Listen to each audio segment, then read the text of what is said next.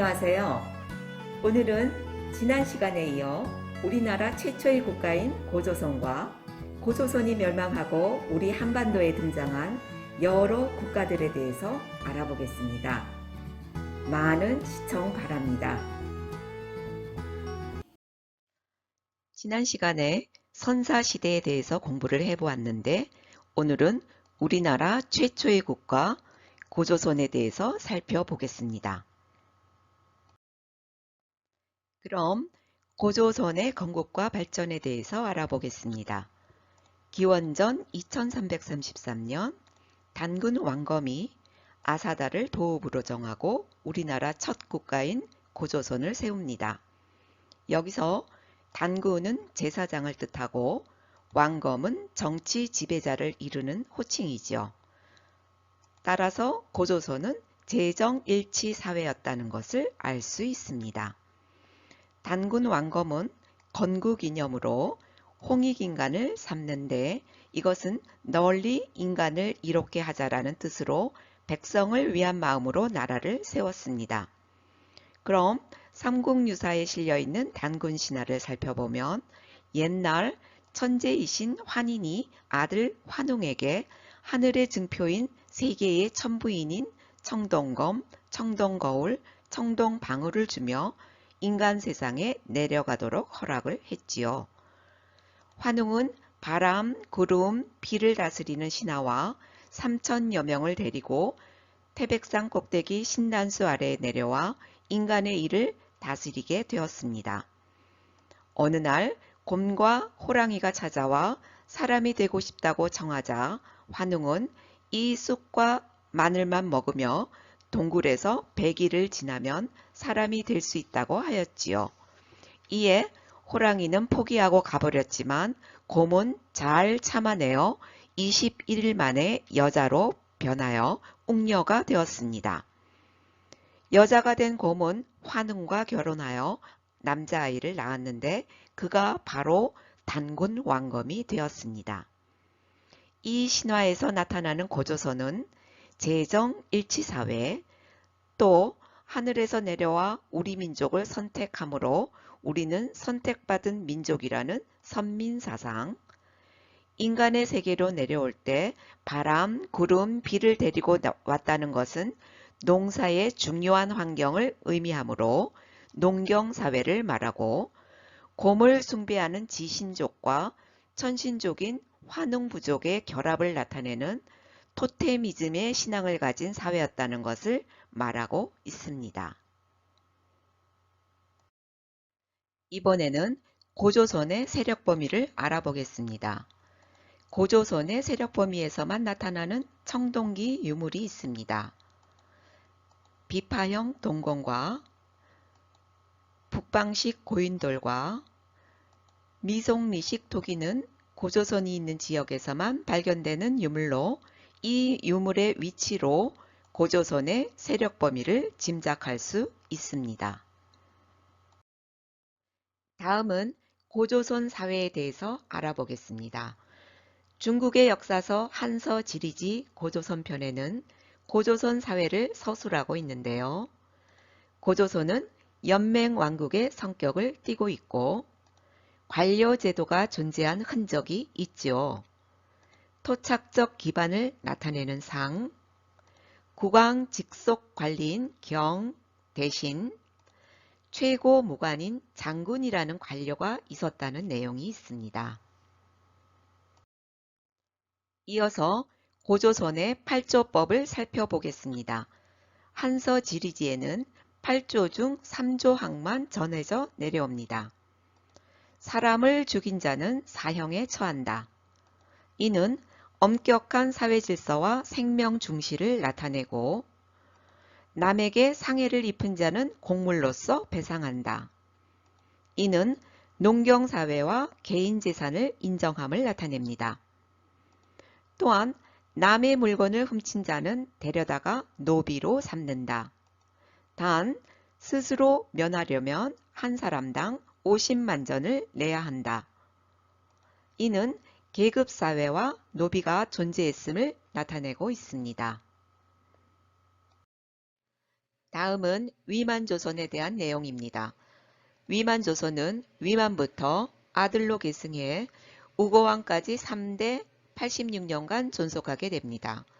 기원전 2세기쯤 중국의 진한 교체기에 연나라 위만이 천여 명의 무리를 이끌고 당시 고조선 왕인 준왕에게 신하로 삼아달라고 하자 이에 준왕은 위만에게 고조선의 서쪽 국경을 수비하도록 하였습니다.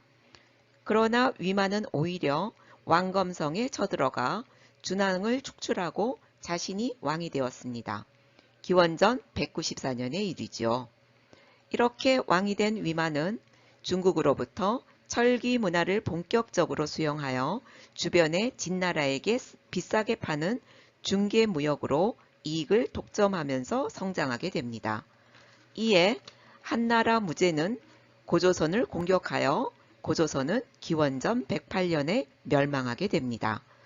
한나라는 고조선의 땅에 낙랑군, 진번군, 임등군, 현도군의 4군으로 나누어 다스리다가 진번과 임등군은 곧 없어지고 현도군은 서쪽으로 멀리 쫓겨나고 낙랑군은 313년 고구려 미천왕에 의해 완전히 축출됩니다. 고조선이 멸망하고 만주와 한반도에는 여러 철기 국가들이 생겨납니다. 부여, 고구려, 옥저, 동예, 마한, 진한, 변한이 대표적입니다. 먼저 부여부터 살펴보겠습니다. 부여는 만주 숭하강 유역의 비옥한 평야지대에서 농경과 목축을 주로 하여 성장하였고 오부족 연맹체의 국가로 왕과 4개의 가가 사출도를 다스리는 체제입니다. 목축을 중시하다 보니 가들의 이름도 동물의 이름을 이용하게 되지요. 말을 나타내는 마가, 소를 나타내는 우가, 돼지를 나타내는 저가, 개를 나타내는 구가가 그것입니다. 풍습으로는 신분이 높은 사람이 죽으면 그가 거느리던 노비와 신하들을 함께 매장하는 순장이 있고 남의 물건을 훔쳤을 때 물건값의 12배를 배상하는 일책 12배법이 있습니다. 제천 행사로는 곡식을 다 거두고 농사일을 쉬는 12월에 본격적인 사냥철이기에 사냥의 기원을 담아 하늘의 제를 지내는 영고라는 수렵사회의 전통 제천 행사를 지냈습니다. 영고라는 뜻은 북을 울리면서 신을 맞이한다는 뜻이라고 하지요. 부여는 494년 고구려에 멸망합니다. 이번에는 고구려입니다. 고구려는 주몽이 부여에서 나와 건국합니다.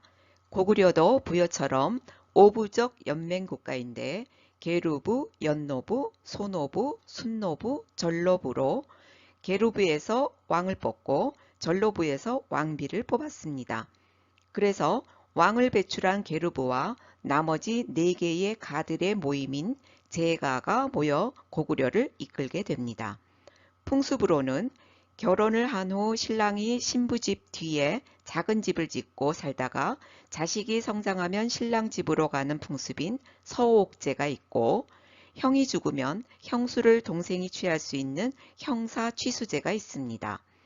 제천 행사로는 10월에 고구려 시조인 주몽을 모시는 동맹이라는 제천 행사를 국동대열에서 지내게 됩니다. 옥저를 살펴보겠습니다. 함경도 해안지대의 옥저는 환경적으로 높은 산이 가로막고 있어서 선진 문물 수용이 늦어져 고구려의 압박이 심했습니다. 따라서 고구려의 특산물인 어물과 소금을 곡물로 바쳐야만 했지요. 옥저는 왕이 없고 읍군 삼노라고 불리는 군장이 나라를 다스리는 군장 국가였습니다.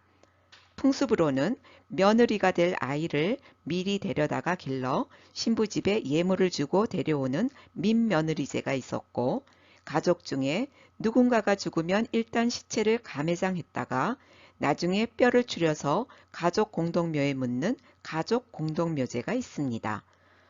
옥저는 고구려 태조왕 때 완전히 고구려에 흡수됩니다. 동해입니다. 강원도 북부 해안지대에 위치한 동해는 옥저와 마찬가지로 왕이 없고 고구려에 공납을 하면서 살아갑니다.